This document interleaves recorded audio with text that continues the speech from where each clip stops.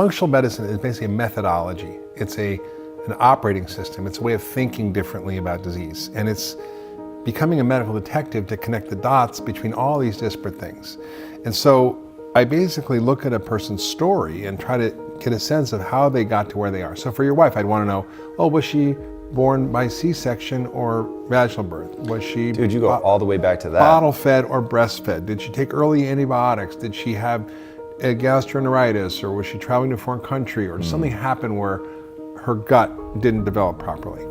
And then I want to know what other exposures she's had and whether she's exposed to toxins, heavy metals. So I ask a lot of questions. I want to know everything she eats, exactly her lifestyle, what she does, how she sleeps, exercises. So I'm looking at whether the body's in balance in these systems. So functional medicine has a map. We call it the matrix. Okay. And essentially, we look at your genetics and triggering factors. We look at your lifestyle. Give me an example of triggering factors. So were you exposed to a moldy house? Like I got really sick living in a moldy house. I lived in China, got exposed to mercury. That's a triggering factor, right? You could have got Lyme disease. You could have eaten bad sushi and got something, So all that is relevant as a triggering factor. But then there might be predisposing factors like she had a gut that wasn't so great in the first place. She might have had, again, born by C-section, not a bottle fed, not taking antibiotics. And then we see where things are in or out of balance. When you have too much of the bad stuff and not enough of the good stuff that your body needs, sleep, exercise, nutrition, relationships, connection, love, meaning, all that stuff.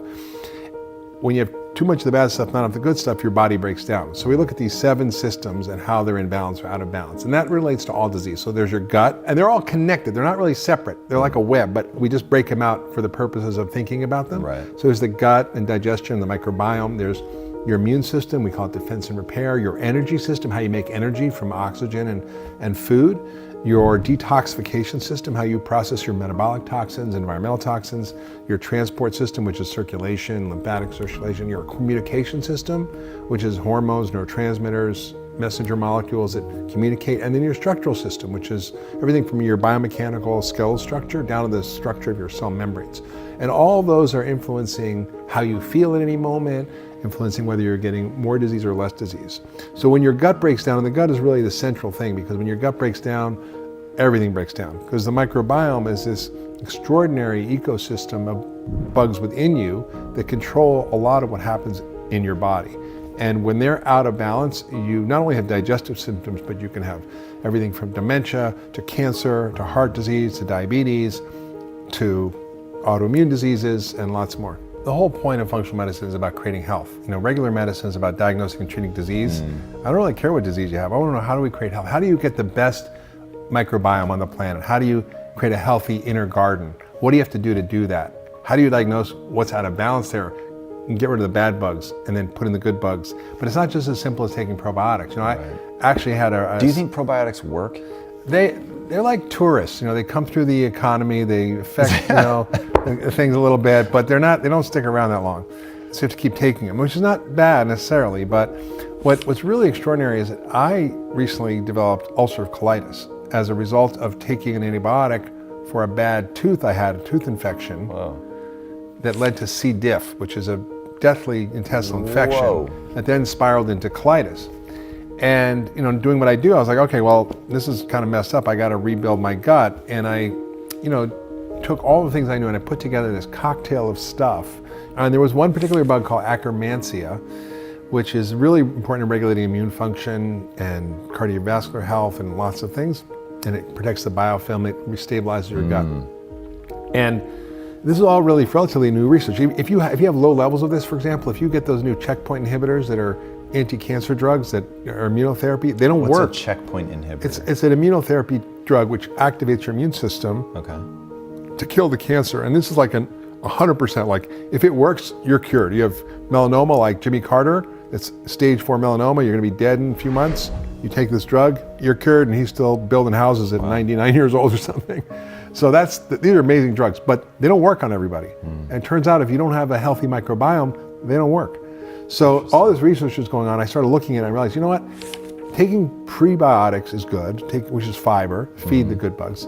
Taking probiotics is good, but they also like polyphenols, which are these extraordinary compounds in colorful fruits and vegetables that the microbiome needs to grow. And so think about creating a healthy soil. You can put all kinds of chemicals on, right, fertilizers and this, and you have a damaged soil, it doesn't really grow good food.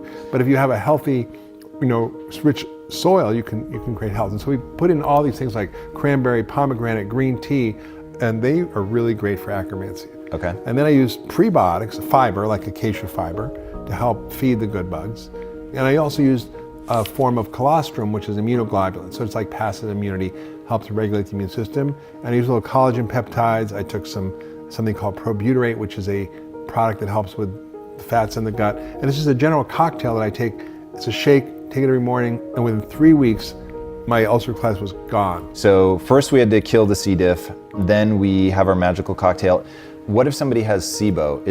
Would you recommend doing a round of antibiotics to kill the SIBO first? Yeah, SIBO, for everybody who's listening who doesn't know what that is, it's basically where the bugs migrate up into your small intestine and from your large intestine. So you normally should have a sterile upper gut, and your lower gut, your colon, is where your poop is and your bad bugs are, or good bugs.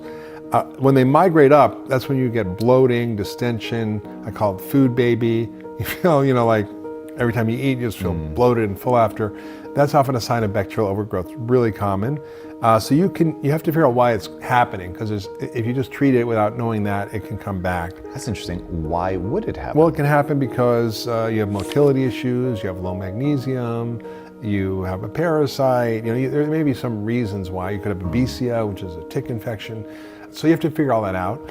But then you can take herbs, or you can take special antibiotics that are only in the gut. And I also use antifungals that clear out the bad bugs. I call it the weeding, seeding, and feeding program. You weed out the bad bugs, and you seed it with good bugs, and you feed it with all this good stuff. What do you use to identify what the current state of your microbiome is? Is there a particular test that you recommend? Yes, there's so many tests out there, but clinically, I think the most useful one, I've been doing this for 30 years, and it's called GIFX from a lab called Genova, and it looks at not just the microbiome from measuring the bacteria, because you can do that. You can measure with new DNA testing, which is really actually RNA testing for bugs. You can actually measure all the bugs in there, but then what does it mean? How clinically relevant is it? So I look at the function of the gut. Are there the products, for example, in there that are made by healthy bugs called short chain fats? If they're low, you know that there's no good fats, and that's the fuel for the colon. I want to look at are your digestive enzymes working? Are you absorbing food properly?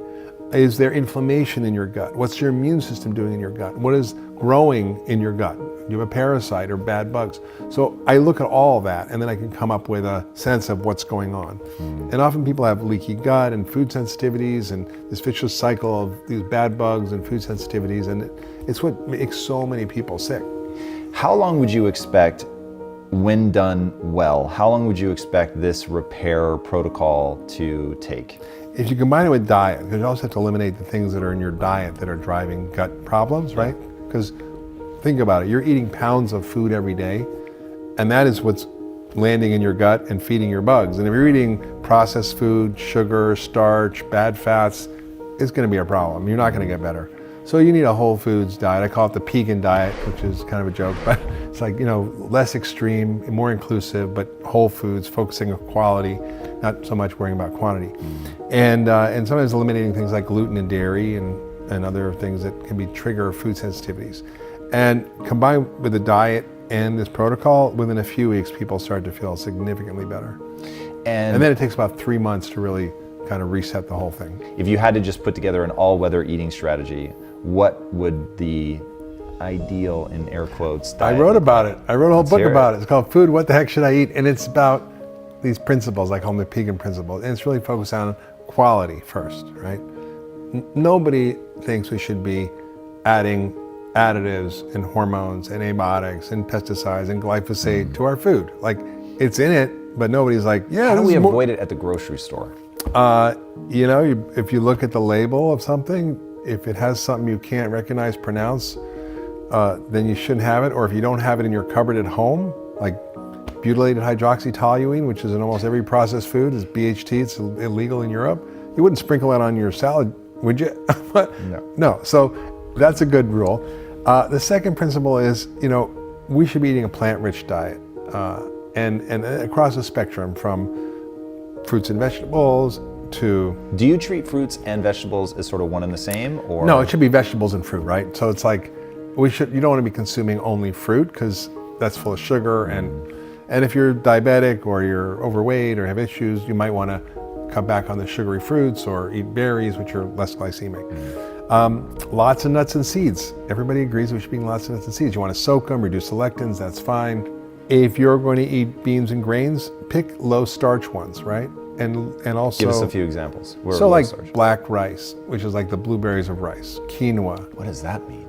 Well, the black rice is called the emperor's rice or forbidden rice, and it's full of these it's black. So anytime you see color in nature, there are polyphenols and phytochemicals in there.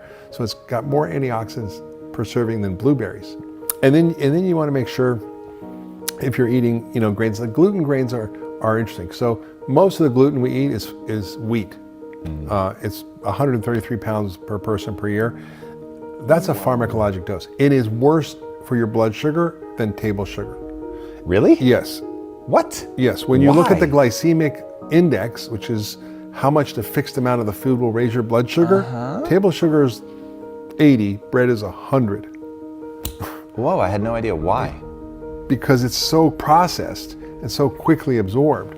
And if you want to eat if you're not gluten sensitive, you want to have farro or einkorn wheat or, spelt, you might tolerate those because those aren't highly altered genetically. But the wheat we eat is super starchy, has a lot more gliadin proteins, create more gluten sensitivity, is sprayed with glyphosate at harvest to defoliate the plants, and it also has preservative called calcium propionate, which causes autism in animal models and is shown to cause behavioral problems in kids. So ADD, all that stuff could be all the flour. So I'm not a big flour person, plus it's just like sugar. So if you want to have other grains, if you're not gluten sensitive, like rye or barley, that's fine. And then beans, again, lima beans, kidney beans. Look, 75% of Americans are overweight. So most people should be eating a lot of starch. And that, you have to eat 3 cups of beans to get the equivalent of like 4-6 ounces of protein. So I have this lentils and things like that, which are lower starch beans, the zucchini beans, other kinds of beans. I talk about them in my book. And then if you're eating animal products, you want to eat animal products that are not going to hurt the animals, not going to hurt you, and not going to hurt the environment, right? So for beef, it should be regeneratively raised ideally, which is hard to find, but you can actually get more and more of that around, and there's ways to do it by looking online to get it. Thrive Market is a great resource for regeneratively raised beef. And again, chicken should be pasture raised, pork and all that should be raised in ways that are more organic or sustainable. Fish, you want to eat fish that's sustainably harvested or sustainably, organically aquacultured, because we over-harvest the fish, and then we don't eat big fish. It's like full of mercury and tuna and swordfish. Just because they've lived longer? Well, what happens is the coal and all the fossil fuels go in the ocean, go into the algae, get stored in the algae. The little fish eat the algae, then the bigger fish eat the little fish, and it goes on up the food chain. And when you got a swordfish or a tuna, these are monster fish, and they bioaccumulated all this. And so you want to eat the right animal products, you want to eat the right grains, the right beans, the right vegetables, get off all the sugar, get off all the processed food, eat whole foods, get rid of gluten and dairy, even get rid of grains and beans for a while and see how you feel.